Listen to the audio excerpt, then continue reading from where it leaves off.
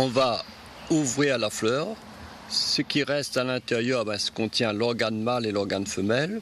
Ça, vous avez l'organe mâle qui tombe sur l'organe femelle. On appuie et on rabat l'organe mâle sur l'organe femelle. On fait une petite pression pour que ça reste. Voici le mariage de la fleur. Cette technique découverte par le jeune esclave Edmond Albus permet la pollinisation d'une gousse de vanille. Après quelques mois, elle sera récoltée et séchée pour être consommée. C'est le projet de Nicole Lejnig à Saint-Philippe. Elle a développé son entreprise autour de la préparation de la vanille bleue, un savoir-faire fidèle aux méthodes d'il y a près de 200 ans.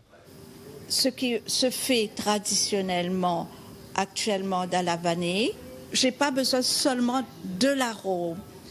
Pour moi, c'est très important de conserver tout ce que cette vanille a dans le ventre, c'est-à-dire tous ses principes actifs.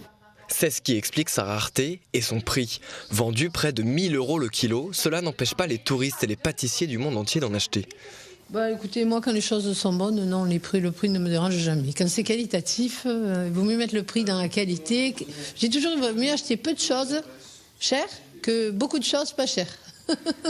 L'établissement propose aussi des visites guidées. Elles permettent aux clients de distinguer les différentes techniques de préparation de la vanille, mais aussi de sensibiliser aux métiers qui touchent cette épice.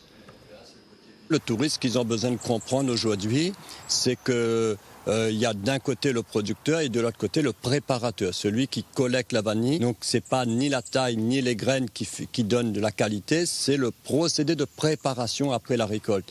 Et nous, c'est ce côté pédagogique qu'on essaie de faire comprendre aux touristes. La vanille est devenue une épice qui ne cesse d'être transformée.